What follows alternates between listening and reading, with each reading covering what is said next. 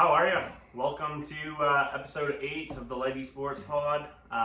Just a reminder, if you guys enjoy our stuff, give it a like, subscribe, follow us on Instagram, whatever it may be, doesn't matter. All the help in the world would be great. And just a reminder about questions. If you guys have any questions, message me or pop it in the comment section. We'll attack them at the beginning of the podcast. I like the Taker shirt. Oh yeah, rest in peace. Rest in peace. Yeah, Undertaker. Well, he always says rest in peace, you know. I meant that he passed away. No. Undertaker's good and healthy. So we got some questions to cover today. We got a couple of them. So my boy Brian Anvari, he really wanted me to ask. He was like, man, I need a shout out. Yeah, he wants. Hey, Brian. Yeah, Brian's the man. Military dude, doing good stuff. Yeah, represent, man. So he wants to know, how do we feel about Jason Kelce's involvement in the Eagles franchise after retirement? So for me, I'm not really sure if he plans on staying with the team in any capacity after, from like a front office standpoint or whatever. But based on his personality, I think it's pretty obvious that he'll still be around, you know, supporting the Eagles, probably be fan favorite still. Gonna probably party with Eagles fans when they win games and stuff. I don't know. But that, and not only that, his wife is such a diehard Eagles fan that she literally refused to wear any Kansas City merch when watching Travis play.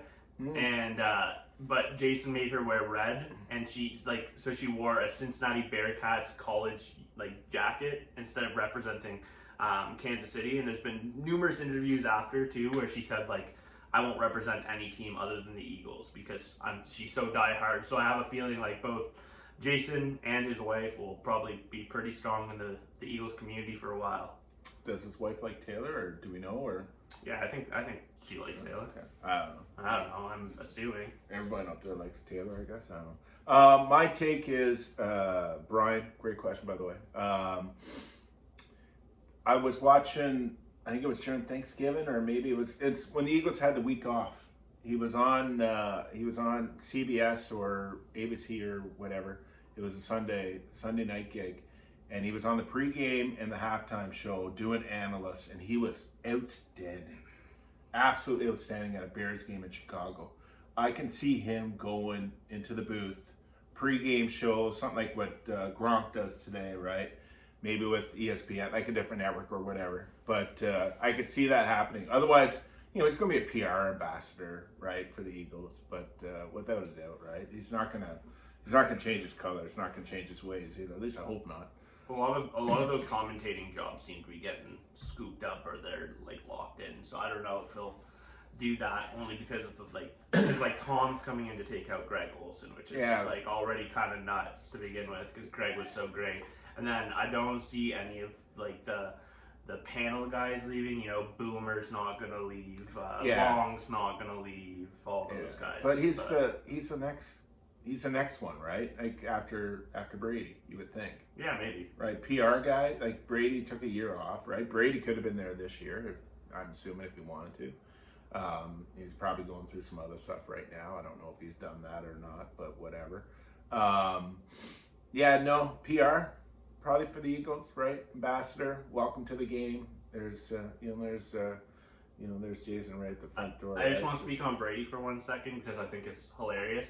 But yesterday he ran his 40-yard dash at 46 years old and ran it faster than he did when he got drafted to the NFL.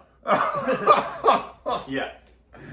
Oh, that's what's he doing? By like 0.5, like a point, like a few milliseconds. Like Brady was never a big like He ran really bad out of college. I know that. And he was a 6th round pick because he was like not the most in shape quarterback with not much running ability, running upside and stuff. So I think it's funny that now that he's 46, this 20 something odd years later, he's running faster than he did then. That's funny. That's funny. Maybe he's doing a comeback. Yeah. I doubt it. But and then my buddy Matt Wilson, shout out Matty, wants to know, who's the opening day third baseman for the Blue Jays? Is it IKF, Chappie, who's a free agent, a prop? We might re-sign him, I don't know. or Eduardo Escobar. If Eduardo Escobar makes the opening day lineup, I'm probably not going to watch a Blue Jays game this year. I'm not even joking. Like, that would be like catastrophic.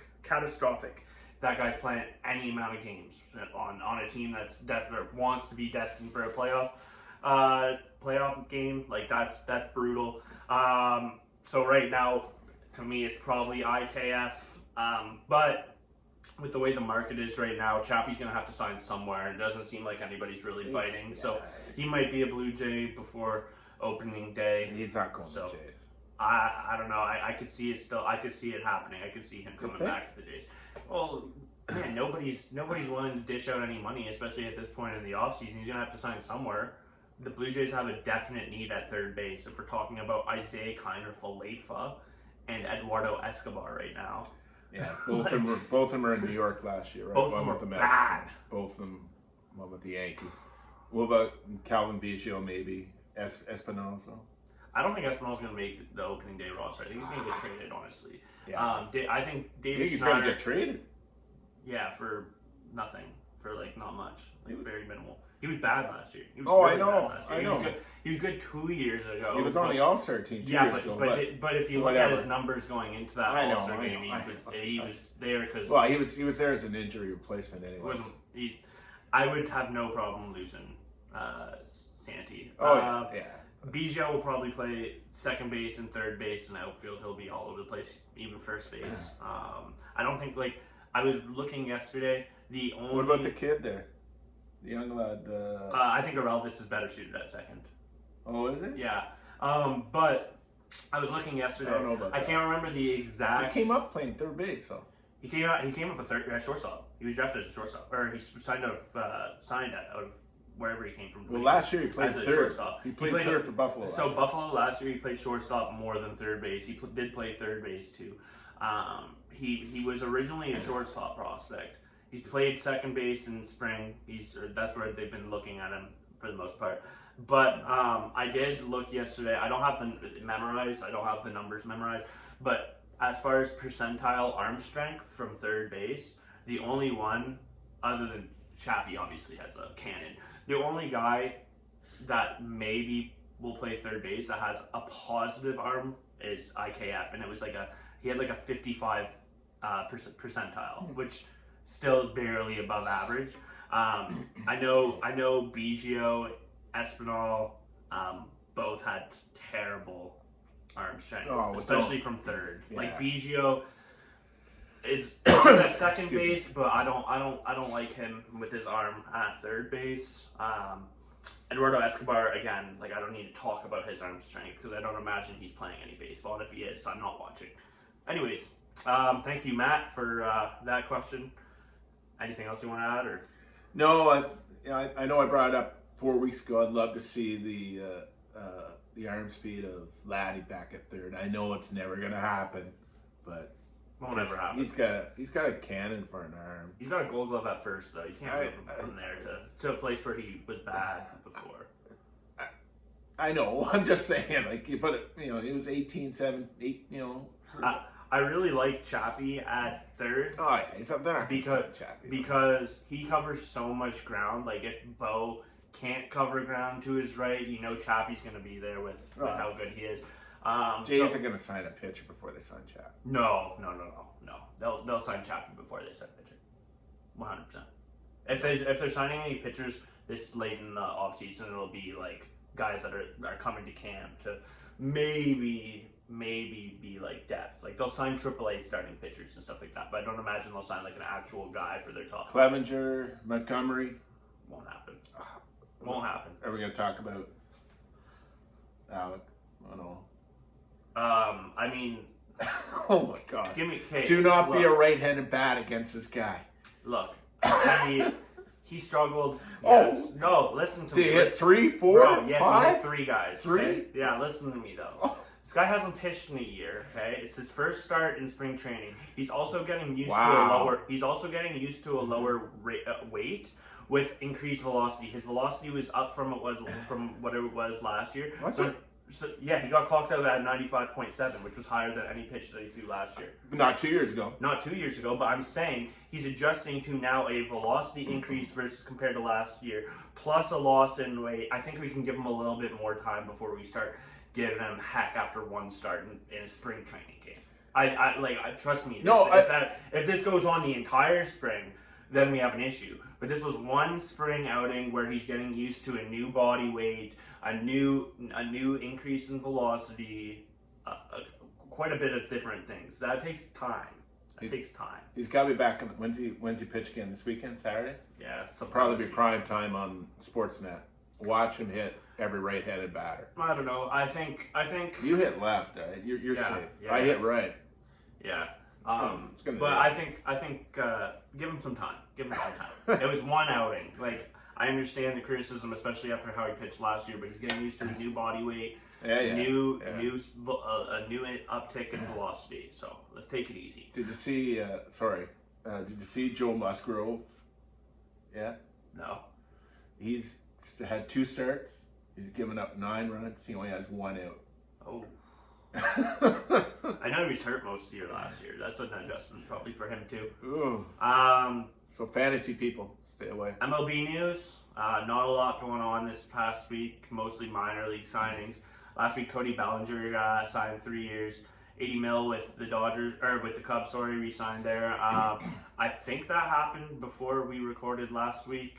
I think we might have talked about it last week, but that's a good signing because his market obviously dropped so much. And then Brandon Crawford, shortstop, signed with the St. Louis Cardinals. He did.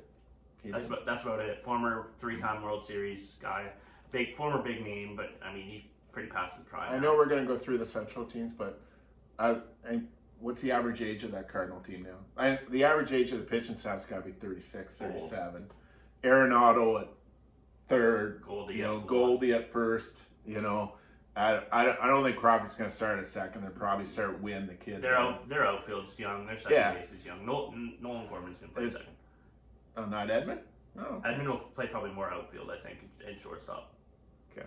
Yeah. Gorman will be the second base. He's got some pop, Gordon. Yeah.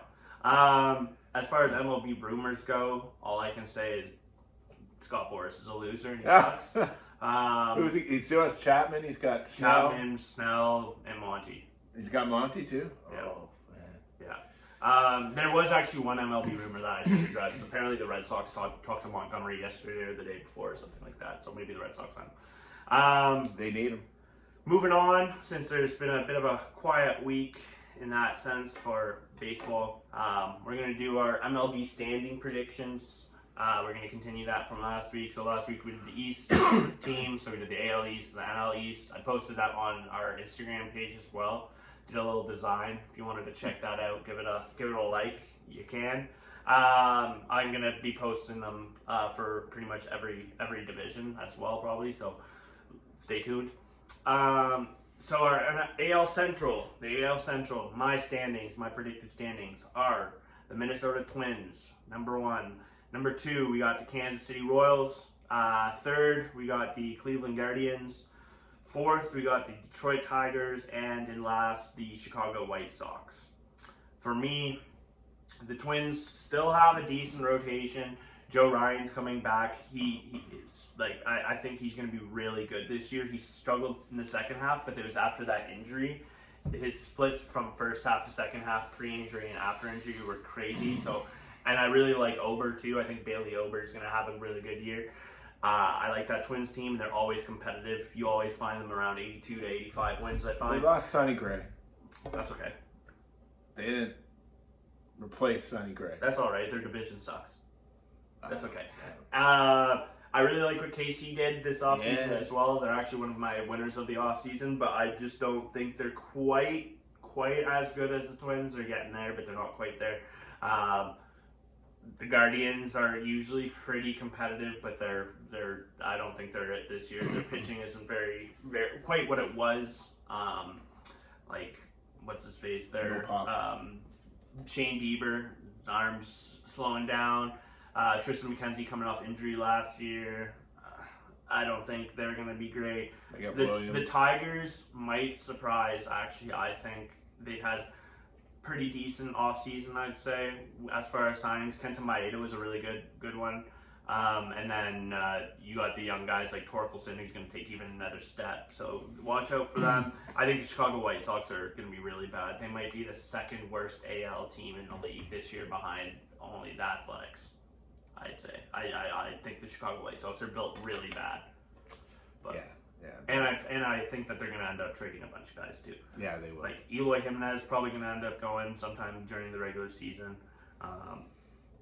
All they really have, honestly, is Luis Robert. Like, I can't even think of anybody else on that team that I would want. Dylan Cease. Yeah, he sucked last year, kind of, but like, relative to him, I guess Eloy Jimenez. Dylan Cease and Luis Robert to me are like the only two guys that they can build around from a standpoint. And Robert's won't. Still young, and they probably won't. Like Cease is probably gonna get traded sometime next year. But those are the only two guys that I can think of that I actually like a lot. Andrew Vaughn. Oh, yeah. I like Vaughn. Yeah. But overall, White Sox aren't going to be good. So I agree with you. White Sox are going to finish last. Like, probably. They'll be ahead of Oakland, but. Yeah, I agree. Oakland's bad. Boston's going to be pretty down there, too. AL East team's never going to. The last place team in the AL East will have the second best record in the AL Central. I'm not even joking. Yeah, maybe. Yeah, Boston, that's how it always works. Yeah, Boston will be better than Detroit. Especially with the balanced schedule. They have a new balanced schedule. Yeah, that's true. So you're not only playing AL East teams. That's true. So the AL Central teams are going to be really bad. So I like KC. Like when they signed Waka and Lugo from San Diego, I put money on KC to win that Central. I put $50. I win $800 on that right at that time. I knew then. That's even before they signed Hunter Renfroe and before they gave Witt the long contract. But that KC lineup, like I like Vinny. I can never say his last name. Vinny Pasquantino. Sounds like a breakfast. Just call him the Italian Sasquatch. It's like he's gonna have a phenomenal year. I like Nick Prado too. You know, he's probably DH. I think Sal's up there in age. Nick Prado's not very good. Oh, he hit a pop the other day. Wow. It's like I think ball's still in the air. For a first round pick though, I don't think he's gonna amount to much. Oh, well, he was a first round pick, Eric. So it's they're gonna give him time, right? They're gonna let him play. But Vinny, I think Vinny's gonna Bobby Witt, right? Signing Hunter Renfroe will help. I really do. Good fielder. Yeah. Power. Elite fielder. Is he really? Yeah. I know he's got a cannon of arm. I didn't think he was quick though. He had other than Mookie Betts, when like 2 or 3 years ago, I'm pretty sure Renfroe had like the second highest DRS in the field. Okay. Yeah, he's a really good defender. I knew he had a good arm. I didn't think he had the speed to cover. But when you're playing right field, you don't need to have the best. The Jesse Barfield arm. Do you know what Jesse Barfield is? Yep. Okay, good. His kid played in the show too, didn't he? Josh. Yeah, he did. Not long. He was fast. Oh yeah, he was quick. He wasn't as big as Jesse. But of course, maybe steroids back then, whatever. Adam Fraser, I like Adam Fraser, utility there at KC. He may play second base. I know they got Massey there, but Adam Fraser, I actually like him. I really like that KC team. Even the bullpen too. They signed Will Smith back there in the bullpen. He's nearing over 5, I think, last year. But he was closing for Texas there the first half. So, but I really like that KC team to win that Central. I put money on it, so I kind of have to go with them, right? So I do like the Twins being number 2. They strike out a lot. They got a good lineup. They're pitching. I know Ryan and Ober, but after that, Pablo Lopez too. Oh, Pablo Lopez. Yeah, I forgot about him. Didn't he lead the league in strikeout? He did. It was he's. I put a great ace too, right? Yeah. So, and I think Chris Paddock is coming back. He is. I can't stand him. He had a good rookie year. Ever since then, he's been a little meh. Yeah, he used to wear a cowboy hat. It was funny. And then the fifth guy's a guy they got from San Francisco there. I forget his name, but it doesn't matter. After that, I like Detroit. No, actually, I like Cleveland, then Detroit. Right? Yeah. So other than the Twins and the Royals, we have the exact same division. Yeah. I like no Terry Francona. We're gonna miss Terry this year. Cleveland plays different ball, right? They play old school ball, kind of base to base. But yeah, if they get the pitching and they're young pitching, like I don't know if Tristan McKenzie's hurt it again or not, or and then Beebs, you never know what Beebs going to do, right? I know he's only 28, 29, but felt like he's been in the league for about 15 years. So, but and then Detroit, right? Worst contract in the world, Javier Baez, right? I don't know who was running the Detroit team at that time, but why would you give that guy that kind of money? The young team, Riley Green, and Torque, and then the kid at third there, Keith. Colton Keith, right? Hopefully develop them, right? Casey Mize is coming back, so, and, who's the pitcher there? That Tarek Skubal. Oh, yeah. Yeah, he's sick. Is he? He's so good. I've seen him, he only pitched 100 innings, and his ADP is He is sick. Oh, yeah. Oh, he's like a top 15. Yeah, strikes out a ton of guys. Really good. He was up to 99 in his first spring training game. Oh, was it? Yeah. Well, he doesn't have the resume, but he's got very good. Everyone in the fantasy world loves him. So I love him. Okay. Yeah, Tarek Skubal is very good. Okay, good. Yeah. So, and then I think we already talked about who's going to finish last. So I don't think. Yeah, the White Sox suck. Moving on to the NL Central, the 1 seed for me, Cincinnati Reds. Gonna have a really, really, really good lineup. Bunch of rock stars, really young, electric. Their starting pitching is better than the people I think are gonna think. Hunter Green might take that next step. Nick Lodolo's got good stuff. They went on inside Nick Martinez, who as a starter was really good, really bad as a reliever, but really good as a starter last year. Signed the guy in the missing some names probably, but Graham Ashcraft looked pretty good last year in some games, and they signed Frankie Montas as well. And they got that team's slept on. I think that rotation will be better than people think, especially with the younger guys taking that next step. Then I got the Chicago Cubs. I think they're going to be either really good or really bad. That's kind of what happens every year with the Cubs. Then I got the St. Louis Cardinals. Then I got the Milwaukee Brewers. And I got the Pittsburgh Pirates in last. But I think those last 3 teams in the division are all very interchangeable. I think the last 3 teams could be could be all over the place in that division. I think the discrepancy between those 3 teams isn't that crazy. All right, you and I are way off on this one. But I had the Cubs before they signed Bellinger. So, Nico leading off, right? Suzuki. They have a really good lineup. Really, Happ. They have a really good lineup. Their pitching's good, too. I still think they need one more starter. I really think they need one more starter. Their bullpen's deep, but they don't have that closer ace. You know what I mean? They don't have that one guy to go to. Alzolay looked pretty good last year. He did, but he's young. He doesn't have a ton of relief experience. It's more depth there, right? I think Greg Counsell's the manager there now. I think he'll manage that bullpen that way. But I like the Cubs. I think Cubs are going to come back and win that NL Central this year. I had Cincinnati number 2. I went to Cincinnati last year and I saw Abbott pitch against Hauser. And he pitched really, really good. Hauser actually had a good game too, to be honest. It was a 1-0 game. But I like Cincinnati. I like the kid there at short, right? Ellie De La Cruz. Yeah, really good. And Matt McClain, and they have Steer, Spencer. And they signed the guy at third. Their corners. I think they got 3 or 4 good corners there.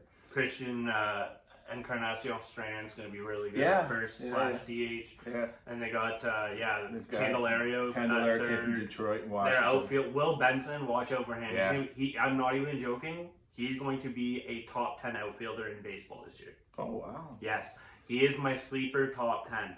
And I can't remember somebody else on the MLB network in their top 10 right fielders.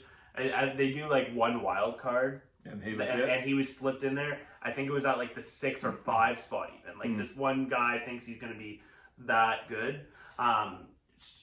Power and speed, crazy. Look out for him. It's a small ballpark too, so it's Great American Park, I think. Yeah. That's a road trip you need to do. Hunter Green is on ace. He's 23, 24.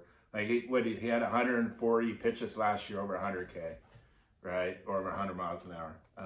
But he's not the ace. I think he can be though. I don't think he's the ace right now, but I think he could be an ace. Yeah, if they would have brought someone in to be the ace there, I might have put them ahead of the Cubs. I think people are sleeping on Montas. Was really good before he was In hurt, Oakland. and even with the Yankees, I think did he pitch any games? He did, not many though.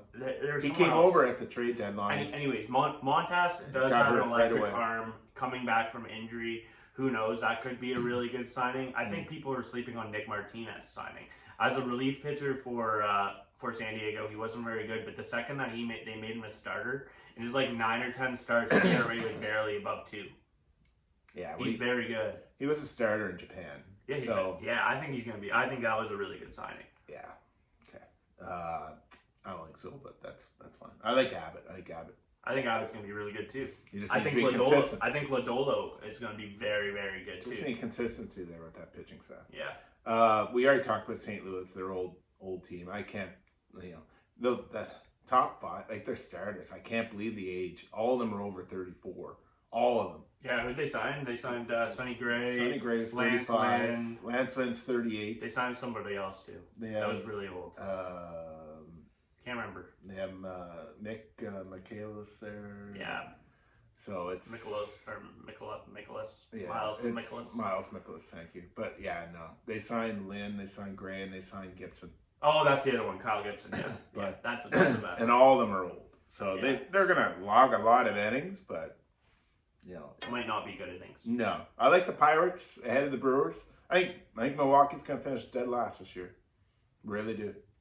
They're always competitive. They No, always find a way to be competitive. calling it right now. They did have some moves in the off season, but they somehow always find a way to be competitive. They're my 4, but Reese Hoskins was a great signing, that was a really good sign. right? Comeback player of the year for sure. But after that Milwaukee team, not gonna happen. We will see. Even Adamus there, playing short. No, he's gonna get dealt. And they don't have any starters, right? Nobody. Name a starting pitcher. DL Hall. My God. Good luck, Milwaukee. DL Hall. Thank you. Give me a second. Takes me. Look. Peralta. I know. Peralta. Yes. Yeah. Okay. There you go. I know a lot about baseball, but I know. I don't memorize everybody's starting 5 off the top of my brain here. Give me a Are second. you not a fantasy guy? I am a fantasy guy, but I don't remember. That would be like asking me what I ate for breakfast last week. I don't know. Anyways, moving on from that, we'll throw the graphics up on Instagram sometime this week. But What graphics? I'll show you after. You have no access to the Instagram. You have no idea what's been going up on there. I've been making canvas. Instagram. Yeah, I've been doing some designs. They're not very good, but I've been trying. Anyways, Do I need to be on Instagram? no, You're not putting me on there, are you? you're on there a couple of times. Just videos and pictures. I mean, I do put a bunch of the clips. I don't do social media, right? You're on there quite often, I'll be honest. But it's nothing bad. It's just clips from our YouTube video so that our followers can still look. And then there was a couple pictures where it was pre-recording. For all my peeps out there, can you let me know if he's doing anything for me, please? I'm gonna post a really funny. I probably picture. don't have it. This is all your followers. Anyways, moving on, we're going to discuss quickly our winners and losers of the off season so far as we approach the regular season. You got Jays winning? The Jays are literally my number 1 loser of the off season. Yeah, Anyways, my winners, we got New York Yankees. They added Juan Soto. They added Trent Grisham, Marcus Stroman, Alex Verdugo, Victor Gonzalez, and Caleb Ferguson. Those last 2 names, I think that they're mentionable because I actually think they're both pretty good, and those are low key good relief pitching moves for them. Yeah. They lost. Michael King was a big loss, but none than Juan Soto. Plays King with Stroh, right? Yeah, they lost quite a few prospects that I'm not going to get into, where this is just going to be major league adds and losses. And then Frankie Montas, Isaiah Kiner-Falefa sucks. And Luis Severino were their losses, so nothing big there. So what's your fantasy for Soto this year? What do you think he's going to do? What do I think Soto's going to hit? Soto is going to hit 290 to 300. I think it's going to be over 3. Yeah, I think he could go over 3. It really depends. That ballpark? Because Soto, the last couple of years, his averages have been taking dips. Yeah. Home run wise, I think he's good for 30 to 35. And I think because I think the Yankees are going to do what I think they shouldn't, I think they'll put Soto at the 3 spot in the lineup and Judge at the 2 spot. I think it should be flipped. I'd rather Judge drive in the runs because Soto walks more. I'd rather Soto be number 2, but the Yankees Judge walks a lot too, right? Yeah, I know he does, but the Yankees won't do that for some reason. And because Soto will be hitting 3 or maybe 3, I think his RBI total will be higher than expected. I'm looking at like 110 to 125 RBIs maybe. Yeah. No, I like the over 30 for sure on the home runs. It's a contract year for him, right? So, he'll hit over 300 though, Eric, in that ballpark. He'll hit over 300. And I know we talked. It's not a very spacious outfield though, for as far as hits go. Like, yeah, the outfield you'll hit a lot of home runs. Yeah. I could see a spike in home runs, but I don't think he'll spike that much in batting average. No, I think he will.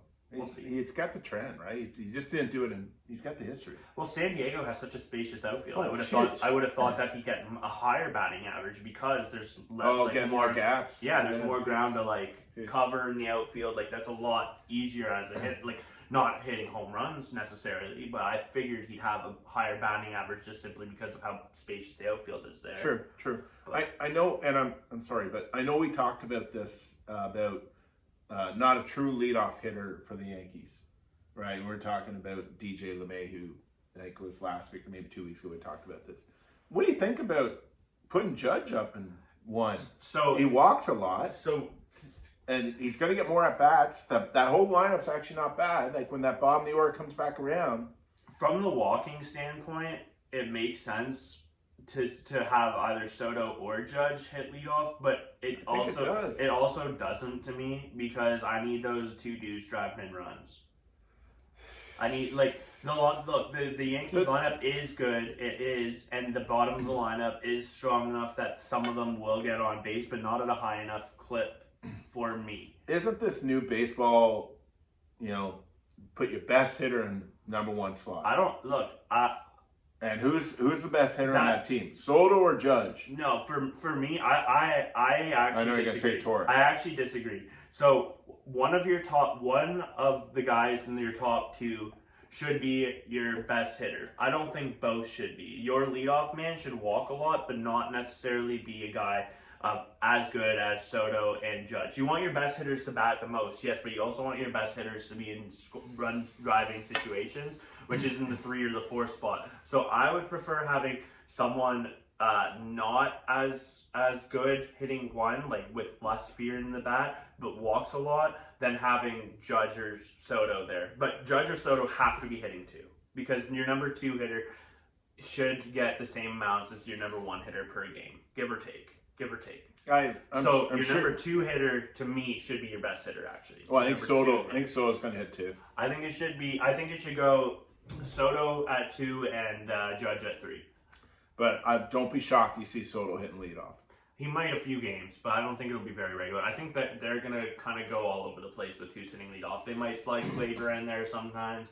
They might slide LeMahieu in there sometimes. They might slide Verdugo in there sometimes. I think they're going to be a little bit... I'm not a big Verdugo I'm not either, but I think they're going to be a little bit... Torres, all over the place from that position. Volpe.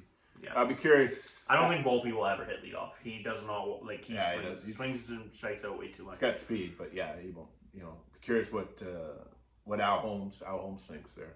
What's the lineup for the Yankees this year based off what they have? Yeah, give us a predicted lineup in the chat or something. My next winners. So I did 3 winners and then 1 honorable mention. So my second winner, we got the Baltimore Orioles.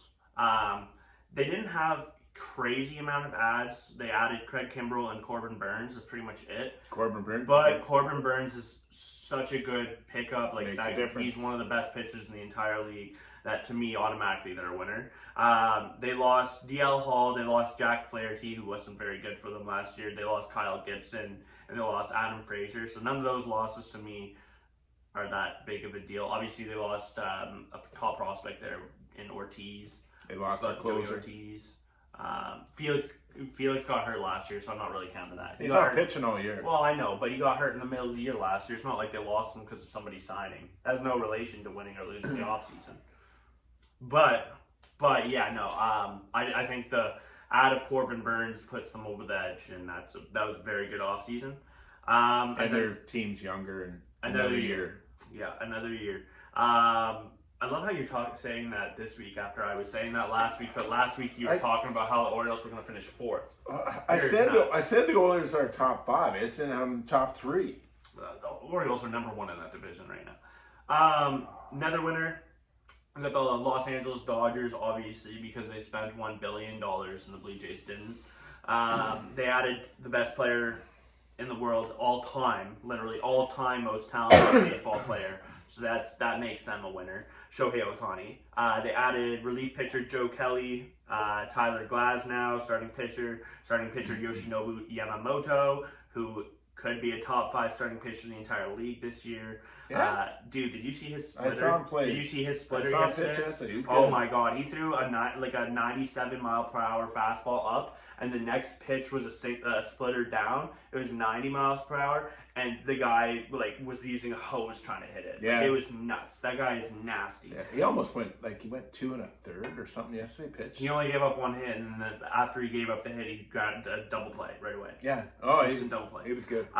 They signed Teoscar Hernandez, starting pitcher James Paxton. They re-signed relief pitcher Ryan Brazier, and they signed Kike Hernandez a couple days ago, actually. So I guess that was news that we could have talked about, but whatever. Traded Manny Yeah, so that's the one thing that I actually really dislike about this offseason for the Dodgers. Obviously, they're still winners because they signed Shohei. They're an automatic winner. But you do realize that they traded Ryan Pepio away from Manny Margot this offseason. This early in the offseason. Ryan Pepio is very good. To then move Manny Margot for a minor leaguer that... Whoa. What? Tyler Glasnow. What about it? Oh, was Manny Margot part of the... Yeah. Oh, I thought those were separate trades. No way. Oh, okay. I thought those were separate trades. I thought Manny was a contract going over with him. I thought those were separate moves. Okay, that clears it. Never mind. It doesn't matter. But I was going to say, why the heck are we trading Ryan Pepio? Ryan Pepio's a great pitcher. Yeah, that's what I mean. And getting Manny Margot to then flip Manny Margot for a bottom of, apparently that was mistaken. That was a contract going over. Okay, yeah, I thought those were separate deals for whatever reason. But losses, Ryan Pepio, Manny Margot, J.D. Martinez probably gone. David Peralta, he signed a minor league contract somewhere. Ahmed Rosario. I don't think he signed yet. Yeah, he did a few days ago. Can't remember where. Yeah. And he signed a minor? Wow. Yeah, minor league contract. Can't remember where. And they lost Lance Lynn, who we talked about earlier. Whatever. Yeah. So, obviously, like I said, if you sign Shohei Ohtani, you're an automatic winner. Wish the Blue Jays did that. And then my honorable mention, as I mentioned earlier, was the Kansas City Royals. Had a very good offseason. From an outing standpoint, they added Seth Lugo, starting pitcher Michael Wacha, outfielder Hunter Renfroe, relief pitcher Chris Stratton, who I think is a better relief pitcher than Will Smith. Yeah, he's good. But they signed Will Smith as well. And then utility man Adam Frazier and shortstop Garrett Hampson. They really only lost Josh Stomont, who wasn't very good anyways, but major league guy, so I figured I'd mention him. Zach Greinke's going to be gone. Brad Keller. So that's a good offseason. They didn't really lose much.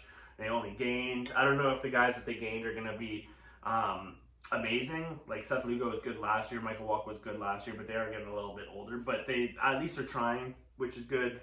They didn't lose a lot, so I think the Royals did well. So my winners are the Dodgers. Any team that gets Ohtani, best player in all baseball, that's an automatic winner for me. Best player of all time. Yeah, without a doubt. Yankees getting Soto, Stroh, good work.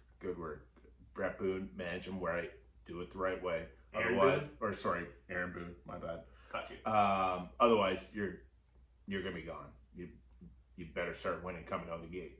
And KC, I thought as soon as they signed Waka and Lugo, there's their pitching. I think Brady Singer's gonna have a good year. I think he's gonna have a good year. I think he's gonna come back and have a good year this year too. And trying to remember, there's a young guy there, their ace starting pitcher, Reagan. Cole Reagans. Yeah, he's Yeah. good. So he's good. I like KC. So I like KC. His ADP in fantasy is too high right now, though. Oh, it's crazy. I heard it was nuts. Oh, like everyone's jumping on it. It's but those are my three.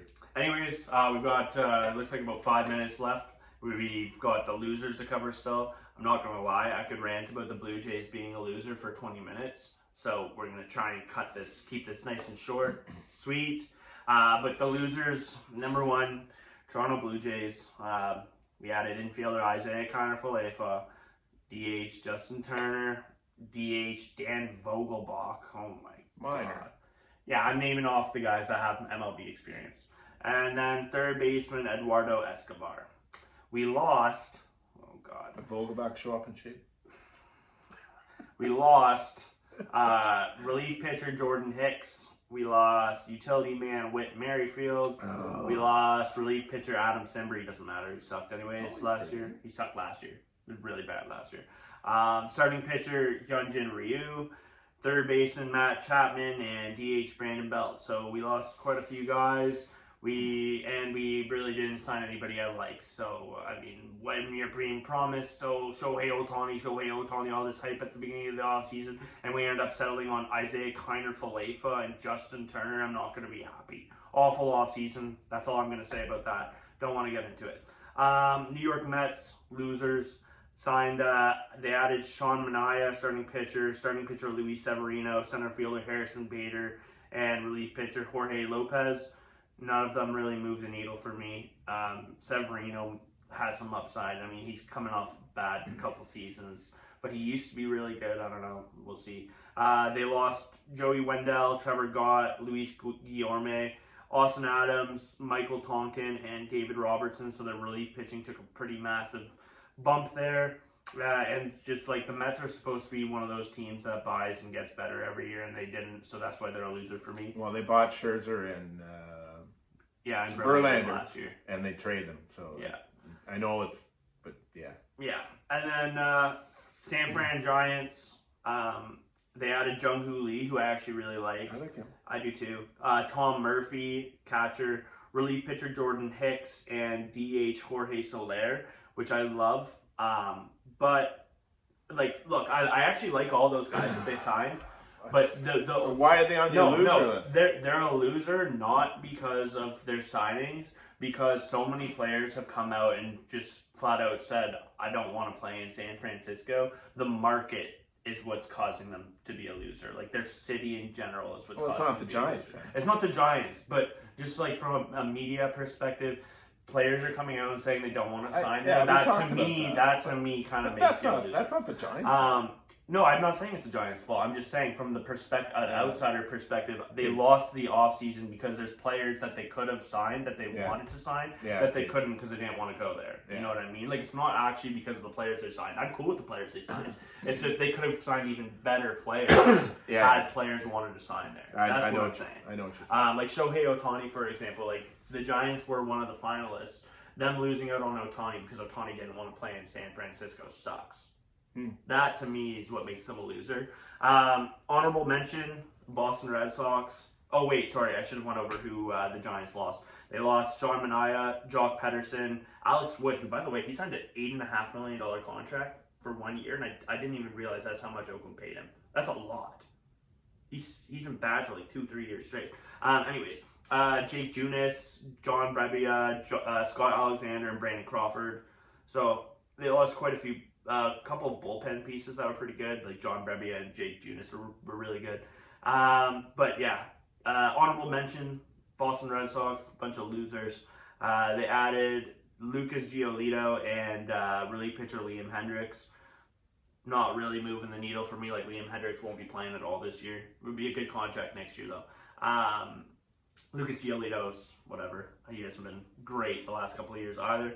And then they lost Justin Turner, James Paxton, Cooper Criswell, Adam Duvall, Alberto Mondesi, and Corey Kluber. Happy retirement, Corey Kluber. But for me, it's not even that they like lost a bunch of valuable players, because really those players are not amazing in the sense of who they lost. It's just that they did nothing. So that's why they're a loser for me. My 3, the Red Sox, no pitching, period. Number 2, the Reds for not getting an ace. They need an ace there. But they good team still, but you need an ace. Like Hunter Green's not an ace. And Los Angeles Angels, you lose Shohei Ohtani for nothing. Yeah, the Angels should have been on my list. Like, come on. You lose the best player in baseball for nothing. Yeah, I probably would have put the I probably should, in hindsight, put the Angels in there instead of the Giants. But to me, like, just the fact that players are coming out and saying they don't want to sign in San Fran is like kind of that's what made me put them in there. But I actually do agree. Angels losing Shohei makes them the biggest loser. So no, they're a loser last year for that, right? I don't know what they're gonna do with Trout. They should have traded Ohtani at the deadline last year. They should. He was hurt even. Yeah. You know, but that's my take. So yeah. Anyways, that's pretty much it. So if you guys have enjoyed this, give us a like, a subscribe, follow on Instagram, whatever. Anything helps. Give us some questions in the comments, chat. Yeah. Take care. See ya. Thanks.